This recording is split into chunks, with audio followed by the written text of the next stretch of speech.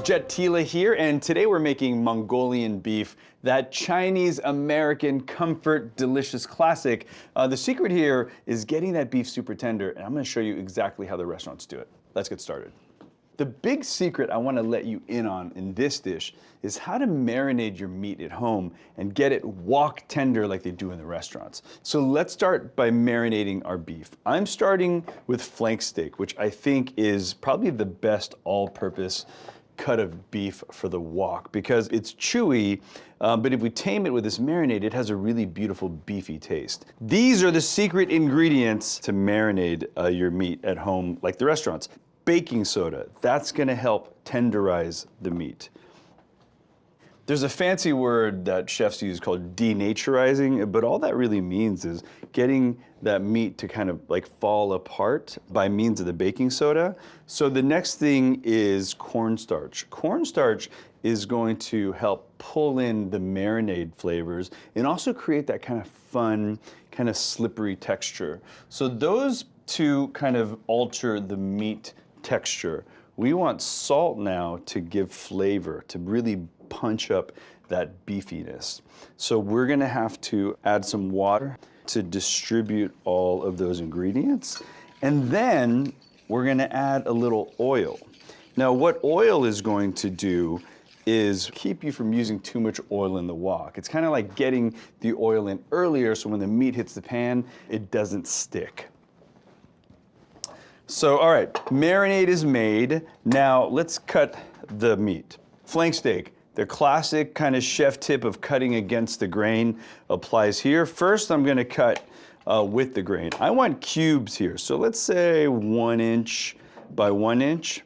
So I'm gonna go with the grain 1 inch.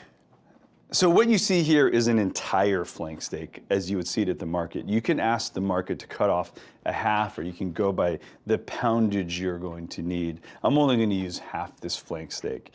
Now, cutting against the grain simply means cutting against the muscle fibers, because if you cut against the muscle fibers, there's nothing to hold on to. Imagine a cluster of rubber bands.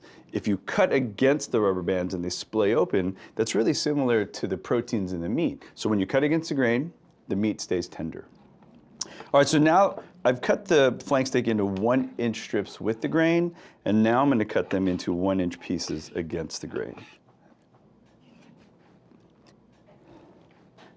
So I'm cutting cubes today, but if you wanted that classic 2 inch wide kind of plank that like most stir fries are made of, you would actually marinate it the same way, but you would cut it against the grain kind of this way. Okay, so the marinade is done. So you really want to work that marinade into the beef pretty well. I mean, you want to massage it in there because you want the baking soda and the cornstarch to really coat the beef well. What's going to happen is as it marinates, the meat starts to tenderize and it sucks in all that flavor. All right, so let me wash my hands really quick to stay clean. All right, so with clean hands, I'm gonna wrap this tightly and stick it in the fridge. The marinade's gonna work its magic. So give this marinade at least 2 to 4 hours, all the way to overnight, to really get it super tender. So while that's marinating, hit pause and come back when it's time to cook. Welcome back. So the beef is marinating. It cannot over marinate. So we're gonna take a few more minutes to finish our prep and then grab it. All right, so let's get down to the veg prep part of this. Garlic. So the way to cut garlic is to leave the whole head intact and just cut off a little bit of that root end. All the garlic cloves are only holding on by this little piece here. Now you can actually just get in and break off the cloves that you need. If you lean down with your knife onto each clove, the skin literally will just pop right off, that simply.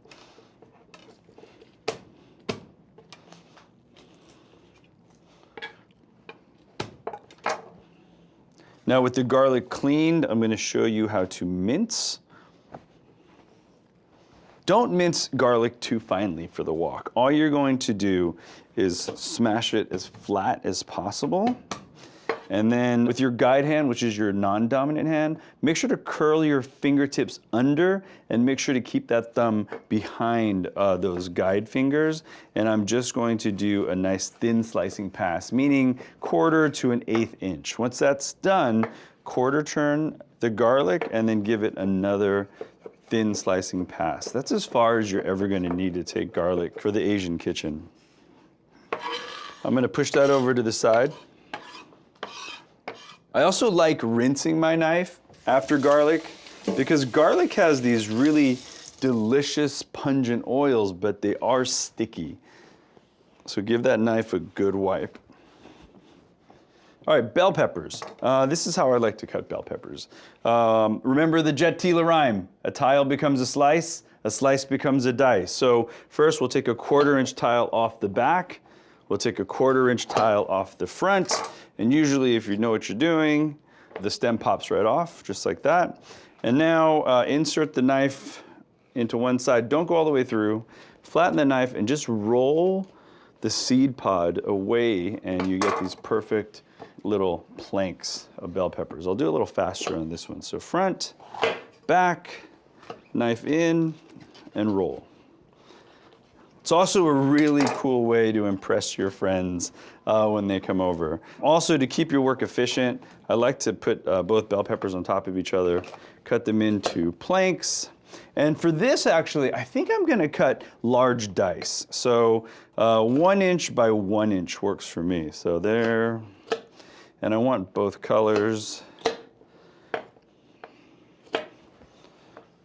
And same thing here. And if you wanted to save some for garnish, I'm totally cool with that too. And with the tops,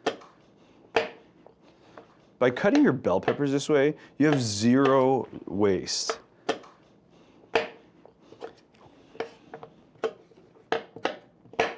Awesome.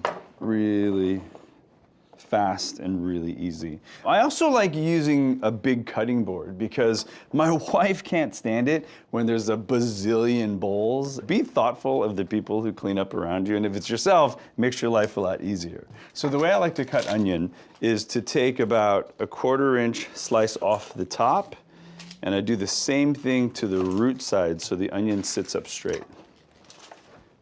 Cut the onion right in half, North Pole to South Pole, and peel them this way. Makes life a lot easier. Onions are so much easier to peel in the halves. And once your halves are peeled, you have a lot of options. I could slice, I could dice, I can cut lyonnaise, but for this dish, I'm just gonna do large dice. Another good tip for you, let's always cut the root end. Again, you can actually tell, if you see the rainbow, that's the front, the top that grows up, and this is the root, which goes down. I want you to cut that root end right out because that's the piece that holds the onion together. By taking that out, when you cut the onion up, it falls apart beautifully. So for large dice, I'm just gonna go half, and then come the other way and cut 1 inch pieces. And as you can see, the onion falls right apart. So half, 1 inch pieces. And the last thing I need to cut is ginger. Ginger is quite intimidating to some people, but I'm gonna show you how to make it really simple. I just want you to square off the pieces of ginger. And if you see like little fingers, just go ahead and break them off. Just kind of isolate the largest kind of mid piece possible. And if it won't sit up straight, you know you need to kind of tame it down like that. And then you're gonna take the edge side of the knife and just apply really, really light pressure and just turn. Just spin as you're applying pressure. The skin of the ginger will just peel away because there's a moisture layer in between the skin of the ginger and the actual body of the ginger. And peeling ginger actually is purely cosmetic. You really can't taste the difference between peeled and unpeeled. So for this cut, I want that blades of grass cut. So again, if it rolls, tame it, 1/8 inch slices. And then I'm gonna stack these 8 inch slices on top of each other and cut these 1/8 inch slices. Also kind of known, I like to call this cut the blades of grass cut too. So if you can see, They're perfect little blades of grass. And I'm gonna leave them like this. If you wanted to mince, just cut these perpendicular and you get the perfect mince. All right, so ginger, done. So I know this cut looks really fancy and don't let it intimidate you. If your cuts don't come out like this, no big deal. I just want small and uniform. It's gonna work perfect in this dish. Last thing we're gonna cut are scallions. Mongolian beef is a great dish because it really gives you a lot of knife practice. Those of us that are hardcore knife heads, we can get in there and get a lot of work done here. With scallions, I take the root side off, I line them up, I take the top side off. I'm gonna show you how to cut scallions 2 ways. That'll work really nice in this dish. So let's separate kind of the whites from the greens. With the whites, I just want you to bias slice them into 1 inch. And all that means is this is perpendicular, put a little angle on it and keep them about 1 inch. And we're gonna cook these like veggies with the onions and the bell peppers. Let's take the greens now and create a beautiful garnish. So all I want you to do is kind of stack them. Remember, perpendicular is no bueno in the kitchen. You want a nice little angle. And then with this little bias slice, it creates a really pretty garnish. And I always do them this way just because they look better. And you always eat with your eyes before you actually eat the food. And if the food looks great, it's gonna taste better. All right, scallions are done. I just need to make my sauce and we're ready to go. I want you to think about Asian food as 5 flavors, right? Hot, sour, salty, sweet, and savory. So we're basically mixing these sauces that equate to those flavors. So oyster sauce is the champion, right? That's gonna be your kind of every flavor sauce except spicy. That's gonna have a nice sweetness, a good savoriness, a touch of acid in it.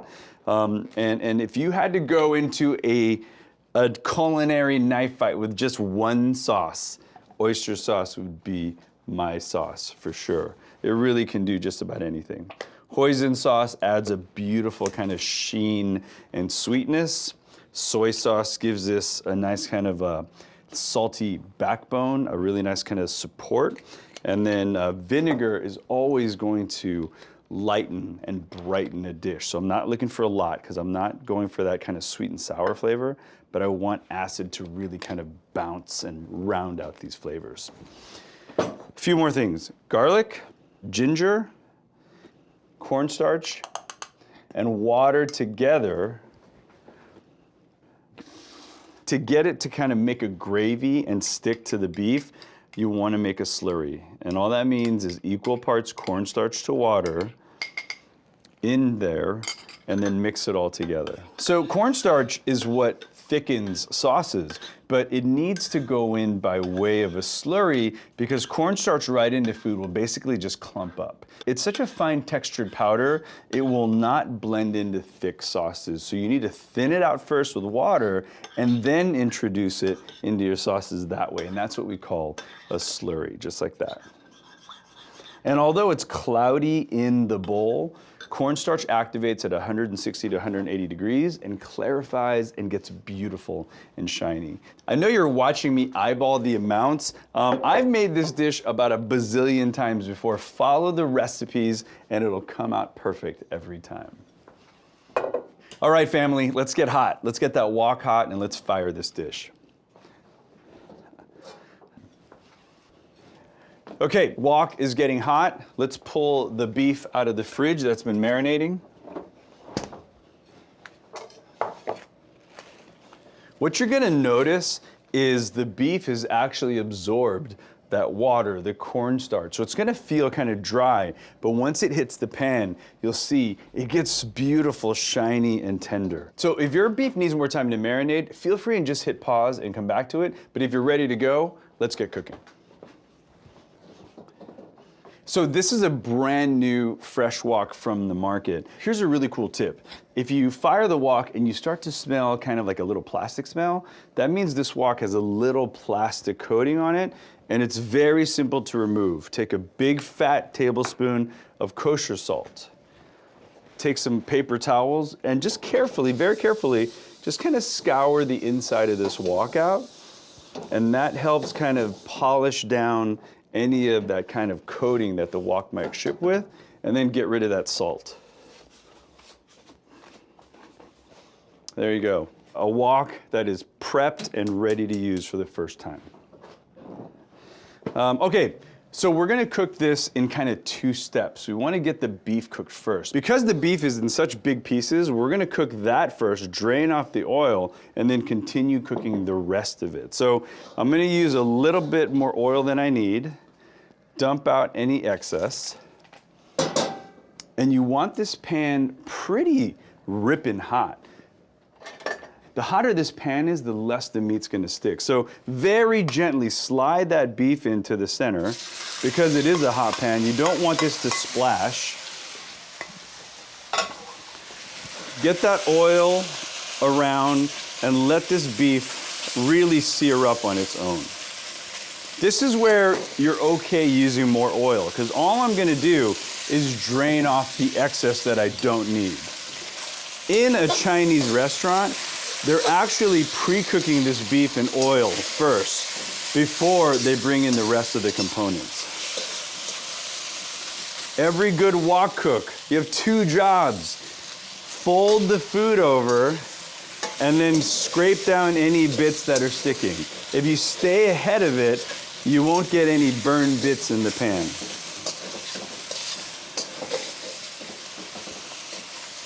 So I want you to just brown the exterior of this beef and take it to about medium rare, because I'm trying to account for the cook time of what's left. So I've got big old pieces of onions, I've got big old pieces of bell peppers, and they're probably gonna take about 4 to 6 minutes. So I need to get this beef from 4 to 6 minutes of perfectly cooked, if that makes any sense.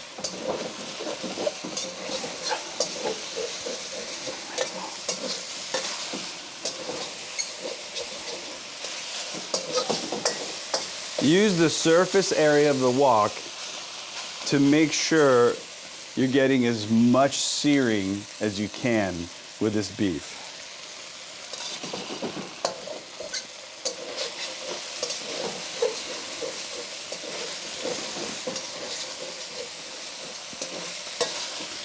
And again, I've used flank steak here, but if you want to get really fancy and use like a filet mignon or a tenderloin, that's also a beautiful way to go with this dish.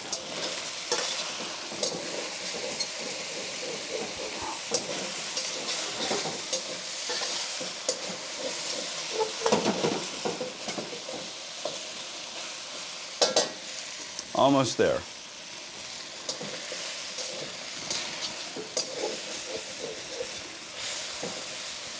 So the beef is medium rare, and I want to drain off any extra oil I really don't need. So I'm going to give it a final really good scrape, and then just drain off any excess oil that I might have.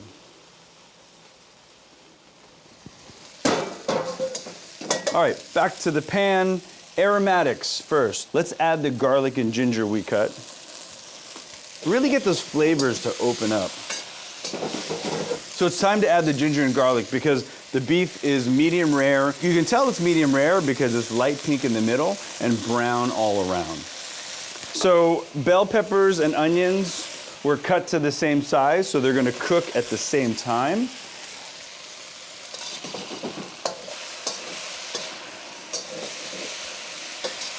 So I cut way more bell peppers and onions than I needed because I really wanted to show you that technique, but I'm just gonna reserve these for the next dish. And all you're looking for visually is a browning of the edges of the onions and the bell peppers. Don't overcook it.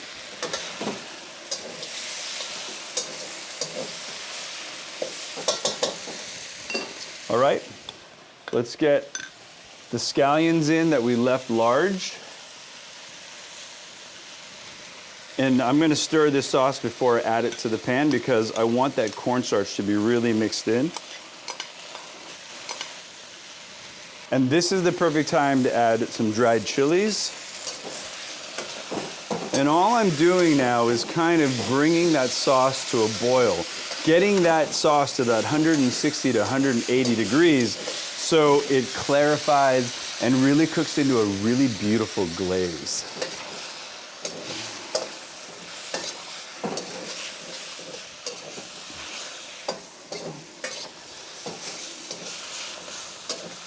Mongolian beef is definitely one of those Chinese American classics that existed for a long time. And a lot of people kind of try to bust my chops about authenticity. I mean, I'm an Asian American kid born in the United States. This dish is authentic to me.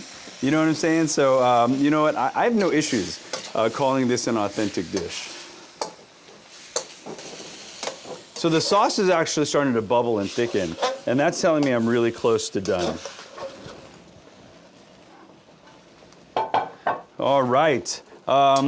Beef is cooked through, the veggies are seared, but they're not kind of limp and falling apart, and the sauce is thickened to a beautiful gravy. Oh my God, I mean, look at that. Sometimes you'll see this served over a bunch of crispy noodles or a bowl of rice. I kind of like to serve this family style with an assortment of other dishes. A little bit of garnish. Wow, I'm starving now. Oh, there it is, a beautiful hot platter of Mongolian beef.